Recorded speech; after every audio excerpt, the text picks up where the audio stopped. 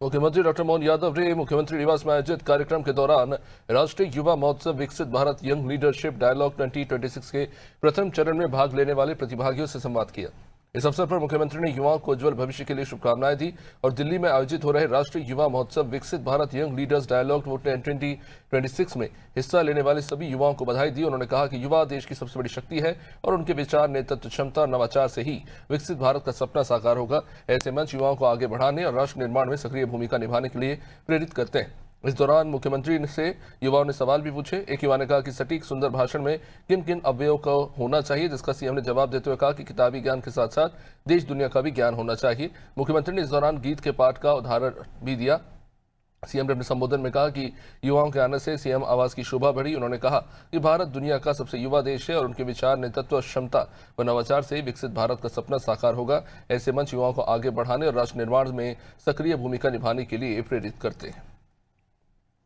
समय समय पर मिलता रहता है, इसलिए मन में यह जिज्ञासा उत्पन्न होती है एक सटीक सुंदर भाषण में किन किन अवयवों को होना चाहिए, यदि आप मार्गदर्शन करें। एक छोटी सी बात जरूर है कि हम उसमें जैसे कोई किसी से बात कर रहा है तो हमारा जवाब आने के साथ साथ हमको हमारे रोजमर्रा के जीवन पे भी अब जाना पड़ेगा।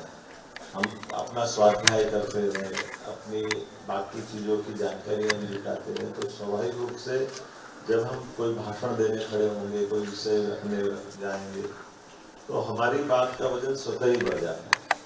भगवान की दया से सबको अध्याय तो हम पढ़ते रहते हैं जब अपना पाठ्यक्रम होता है, लेकिन स्वाध्याय हमारे लिए बजाय क्लास के जो लिमिटेड सिलेबस है उसके अलावा भी हमको पढ़ते रहने की आदत करना चाहिए। जैसे हमारे गीता का ही एक पाठ है, उसमें हमारा भोजन करने का तरीके के आधार पर भगवान ने अन्न ग्रहण करने का तरीका बताया। भाग्योग से मुलाकात का ये आनंददायक हमारे खेल और युवा कल्याण मंत्रालय ने अवसर दिया, मैं धन्यवाद देना चाहूँगा माननीय मंत्री श्रीमान विश्वास कैलाश सारंग जी को।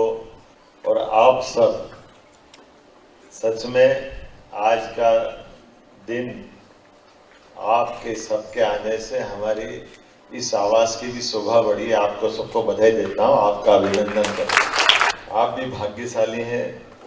यद्यपि भारत को आध्यात्मिक पटल पर दुनिया के बीच में उसकी मूल चेतना के साथ भारत को भारत के लिए और भारत के तरीके से जिस शख्स ने दुनिया में परिभाषित कराया, अमेरिका से प्रारंभ करते हुए विश्व धर्म संसद से, वो स्वामी विवेकानंद की स्वरूपधारी आप सब विवेकानंद, मैं आपको बधाई देता हूँ, सच में अभिनंदन करता हूँ।